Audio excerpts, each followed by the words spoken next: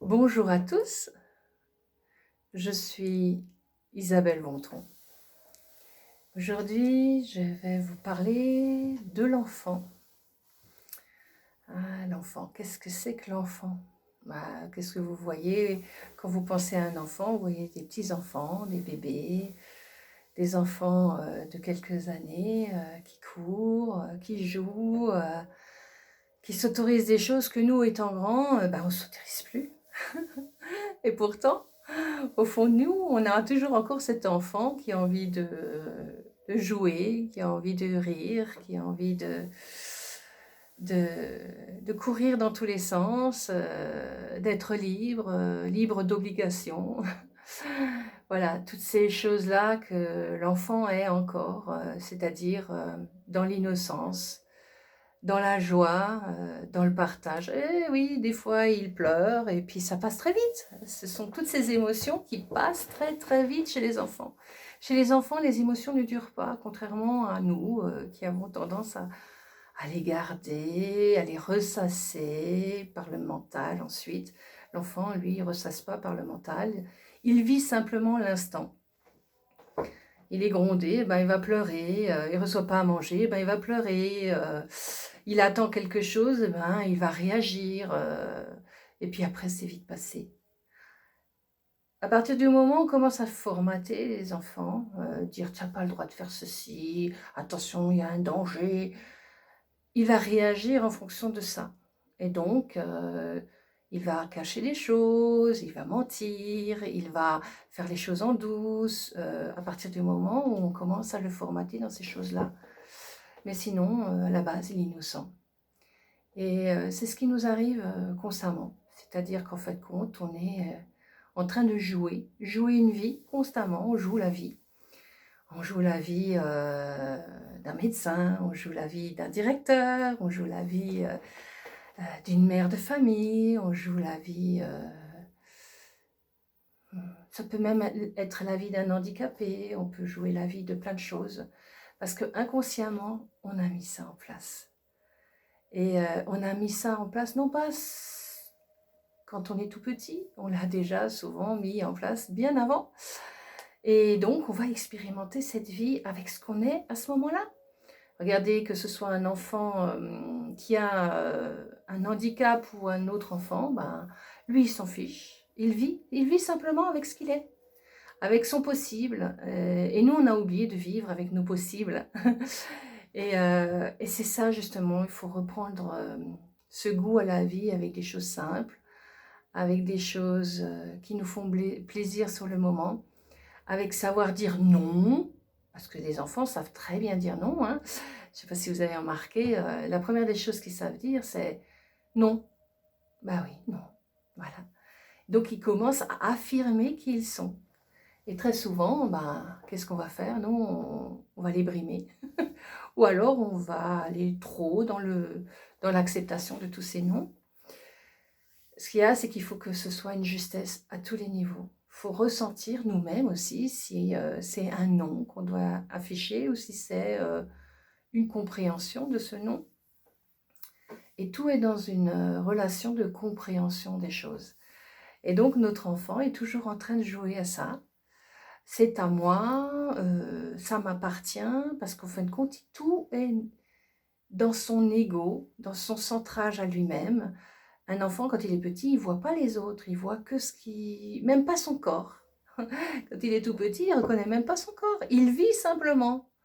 Il apprend à marcher, il apprend à bouger dans ce qui est, il met tout à la bouche pour ressentir toutes ces formes, ces énergies qui circulent autour de lui. Et nous, on a oublié tout ce contact à la réalité de la vie. Juste être, ressentir, dire oui, ça me convient, non, ça ne me convient pas. Oui, j'ai des besoins, non, j'ai pas de besoins. Mais ces besoins-là, c'est des besoins primaires encore. Et donc, il n'y a pas cette conscience. Un enfant, il n'a pas cette conscience. Il vit, il exprime. Et il est juste dans cette expression. Et nous, on va le cadrer. Comme nous avons été cadrés. Donc on va essayer de reproduire des schémas qu'on a eus, de nos parents, de nos grands-parents, arrière-grands-parents ou juste l'inverse. On va dire: «Ah moi je fais l'inverse de mes parents, je fais l'inverse de ce que mes grands-parents ont voulu» et ainsi de suite. Donc on est toujours dans ces jeux de rôle, d'enfants, brimés ou d'enfants heureux ou d'enfants de ceci ou de cela. D'ailleurs, on le voit bien, énergétiquement, c'est partout pareil, qu'on soit un président ou qu'on soit,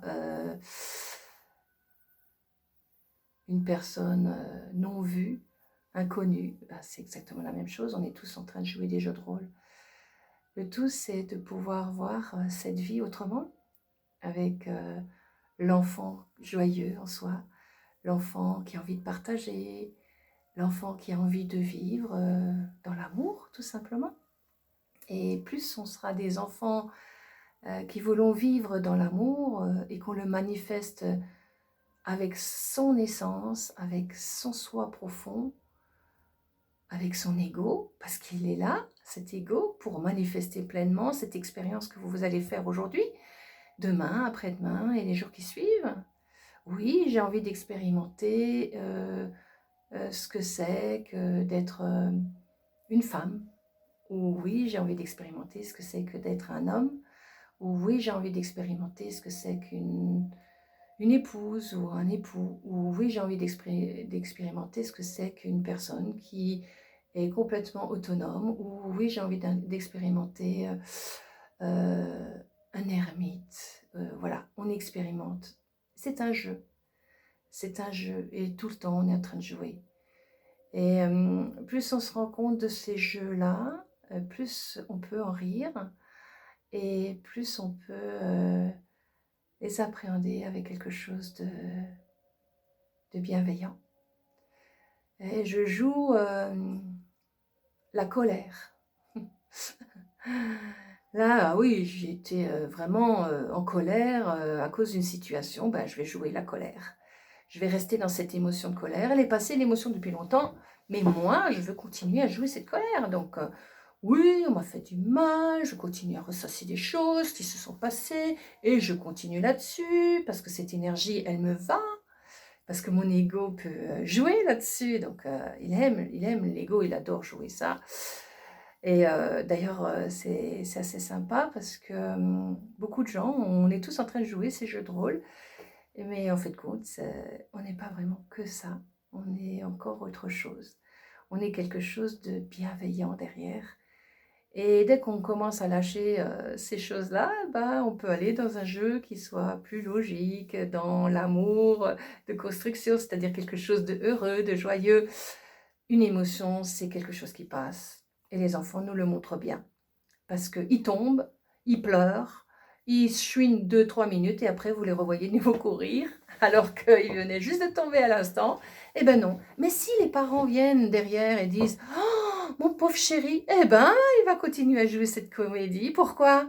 Parce qu'il reçoit des câlins, parce qu'il reçoit une attention. Ou bien alors l'enfant tombe, il se prend une claque.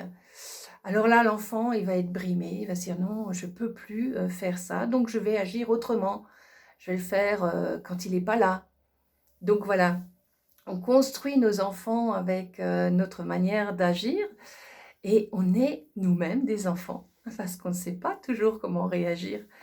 Donc cet enfant en nous, ben, il fait du mieux qu'il peut avec qui il est dans ce monde-là. Et des fois, bah, on te dit: «Tu as pas le droit de faire ça, tu dois mettre ça maintenant en place» et donc tout le monde va mettre ça en place parce que c'est des jeux.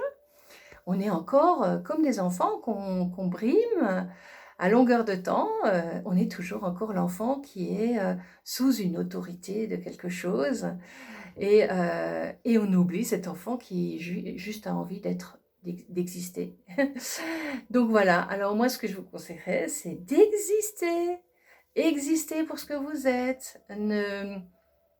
Soyez dans votre jeu d'amour et pas dans le jeu de construction des autres, de ce que les autres attendent de vous, mais plutôt dans votre jeu à vous, de prendre conscience que vous êtes un être d'amour, de bienveillance, de partage. Et vous avez pris cette forme humaine pour aller dans ce sens-là. Les humains, ils ont 2 bras. En général, c'est pas pour taper, c'est pour embrasser. La base, ce serait plus ça, hein. On n'est pas là pour se faire du mal, on est là pour se faire du bien à la base. On préférait se faire un câlin que se donner des claques.